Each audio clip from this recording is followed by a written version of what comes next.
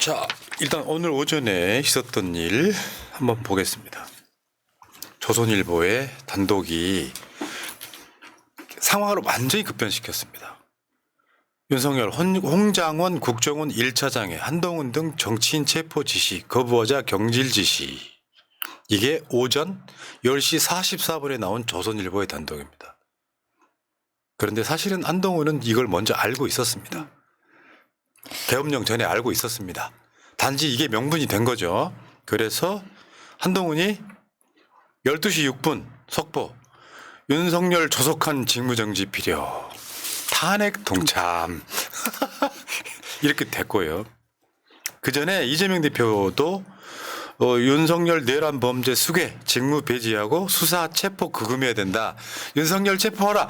어제부터 민주당은 윤석열을 대통령이라고 안 불렀어요. 그렇죠. 윤석열 씨 또는 윤석열이라고 했단 말이에요.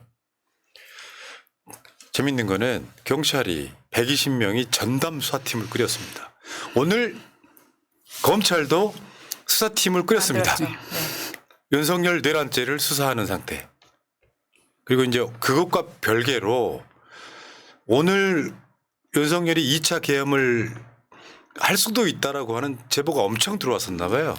김민석 의원, 박선원 의원 등에서 2차 계엄은 반드시 한다. 이렇게 지금 저건 예방 차원입니다. 저렇게 해서 계엄을 못할 수도 있는 거니까요. 이재명 대표도 똑같은 이야기를 했습니다. 오늘 밤 계엄 우려된다. 새벽에 뭔가 일 벌어지지 않을까 걱정. 그래서 오늘 국방부 등 관련한 수족이 다 잘렸습니다. 우리 방송 중에. 다 바꿔버렸어요. 수방사령관, 특전사령관, 방첩사령관, 여인영이까지. 오늘 국방부에 오히려 김용현이가 내려가니까 어제 국방부 차관이 국회 나와서 이거 다 김용현이하고 윤석열이 시킨 거야 했잖아요. 국방부 차관이 그 사람들 다 잘라버렸어요.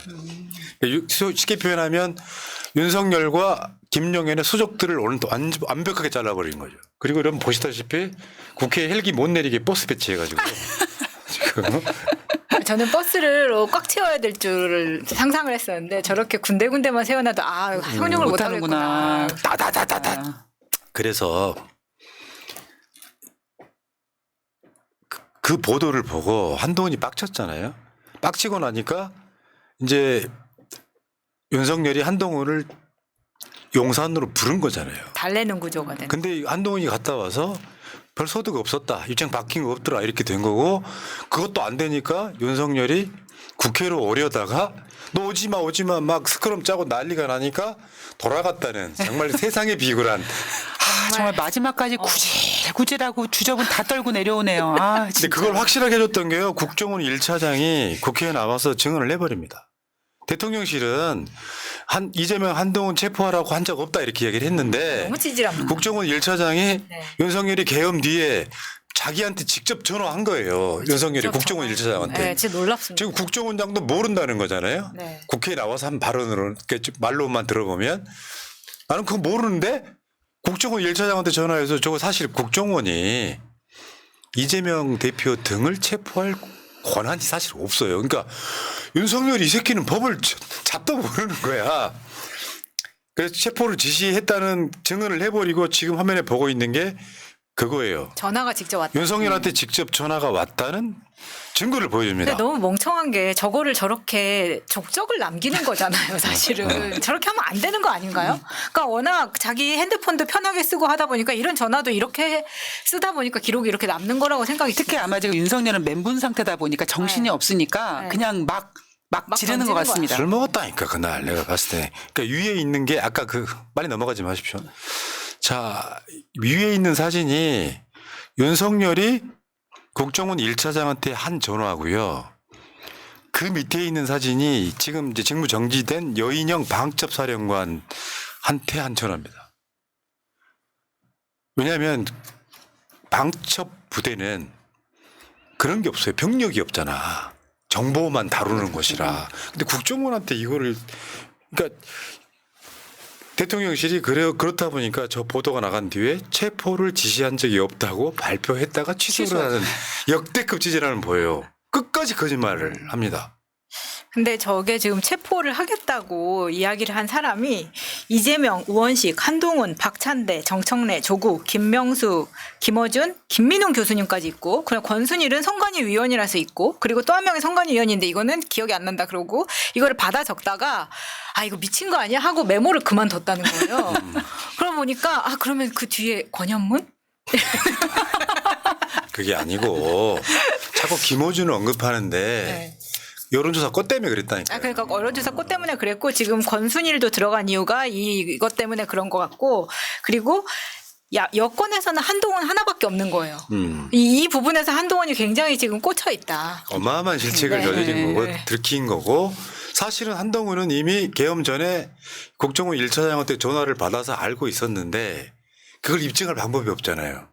그러니까 일단은 내가 잡혀가기 싫으니까 국회에 들어가서 반대 투표를 하게끔 독려를 했던 거예요. 18명이 하게끔. 본인은 뭐 국회의원이 아니니까. 그러고 있다가 조선일보가 국정원 1차장한테 윤석열이 전화해서 한동훈 체포하라고 했다라고 하는 말을 보도를 해 주니까 그걸 명분 삼아서 윤석열 직무정지 빨리 말하면 즉시 하야하거나 탄핵하는 거에 동참을 한. 그러니까 오늘 오전이 아마 역사에 남을 급박하게 돌아간 날 중에 하나가 될 겁니다. 그러니까 물론 한동훈이 정신 차리고 잘 지금 진행하고 있는 것 같아서 다행이긴 한데 한편으로는요. 맨날 한동훈은 국민 눈높이 하더니 결국에는 자기 체포되는 거에 빡쳐가지고 지금 윤석열한테 등 돌린 거 아닙니까? 그리고 오늘 그 민주당 진짜 국회의원 잘 뽑은 게 김병주 의원이 박선원 전 국정원 1차장하고 두 군데를 갔잖아요. 저번에는 특전사령부를 찾아갑니다. 찾아가는 서비스. 특전사령관한테 모든 걸 다 들어요. 이런 거지. 707 특임단 투입 윤석열 전화 받았다. 그러니까 욕 좀 할게요. 저 새끼는 뭐냐면은 지휘계통이라는 게 있잖아. 근데 저게 전두환이 했던 방식하고 똑같은 거거든요. 합참의장 무시해. 심지어는 저 계엄사령관까지 무시해. 직접 전화해. 저 투입하라고. 특전사령관한테 그거 오늘 받아낸 거잖아요. 지금 수방사령관도 마찬가지고 전에 왜 내가 설명을 드린 적 있죠. 계엄령이나 이런 거를 상관없이 대통령이 직접 움직일 수 있는 부대가 수방사하고 특전사라고. 그러니까 합참의장도 사실은 계엄사령관도 무시한 채 직접 전화해서 막 동료를 했던 거야. 그러니까 지금 드러나고 있는 거는 지금 군인들도 이게 맞나 싶은 정도로 긴가민가 맞아요. 했던 상황인 거고 네. 김용현이하고 윤석열 둘만 미친 듯이 돌아갔던 거예요. 완전 개또라이 아닙니까 저거? 그러다 보니까 손발 안 맞는 부분이 많았는데 오히려 이번에 우리가 국회에서 김병주 의원이나 지금 박선원 의원이나 군 관련되어 있는 사람들도 많이 있고 그러다 보니까 지금 바로 찾아가서 저기서 확답을 딱 들은 저런 장면들이 이제 정말 얼마나 안심이 되고 다행인지 속 시원하기도 하고. 자 지금 많은 분들이 국회 앞에 가 계십니다. 저 한번 보여줘봐요. 이게 이제 국회 상황이거든요. 여기 국회 앞대로 여기 이쪽에 굉장히 지금 화면에 안 나오는 곳에 많이 모여 있습니다. 출구가 이렇게 돼 있잖아요. 지금 5번 출구 쪽으로 모이는 거거든요. 아마 퇴근 시간 이후에는 더 많이 급속도로 모이지 않을까 싶네요. 그렇겠죠. 자 지금 제가 봤을 때는 오늘 투표할 가능성이 전 70%라고 봐요. 오늘 저녁 7시, 8시, 뭐 12시 다 돼서 할 수도 있겠지만. 금요일 밤이고. 국민의힘 쪽은 지금 한두 명씩 투항하고 있어요. 왜냐하면 제가 기자회견을 해서 인증을 남겨야 되잖아요. 안 그러면 지금 싸잡아서 역사의 반역자가 될 가능성이 매우 높아요. 단 8석. 근데 제가 봤을 때 현재로서 드러난 것만 한 6석 이상은 투항해 와 있습니다. 근데 요즘 이런 상황이 벌어졌는데도 불구하고 너무 뻔뻔하게 지금 공중파나 이런 쪽에 나와서 국민의힘 패널들이 마치 이 기회가 민주당에 왔기 때문에 다음 대통령은 당연히 그분일 거라고 생각하고 어떻게 해서든지 그걸 막으려 보려고 하는 발언들을 굉장히 많이 하거든요. 그러면 그럴수록 더 역효과가 난다. 지금 제대로 된 사과부터 하고 시작을 해야 되는데 죽기 전이라고 생각해서 그런지 지금 미친 듯이 발언을 쏟아내고 있더라고요. 내가 아까 그런 이야기를 했어요. 5천만 명 대 108명이에요.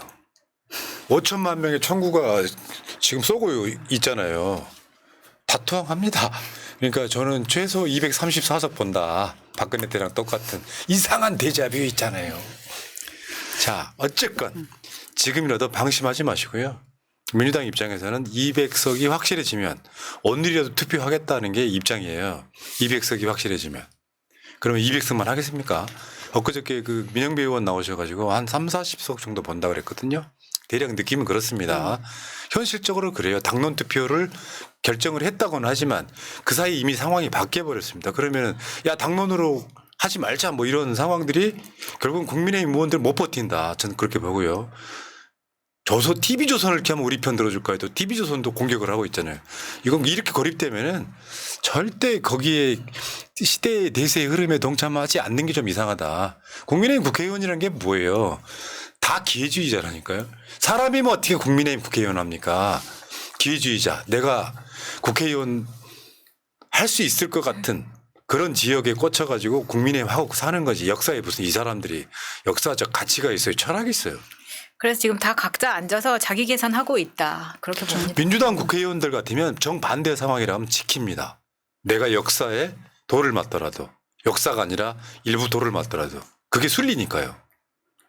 저는 국민의힘 국회의원들 지금 이 시간에 굉장히 많은 번민 108번뇌하고 있을 거예요. 자, 일단 지금 상황이 이렇고요.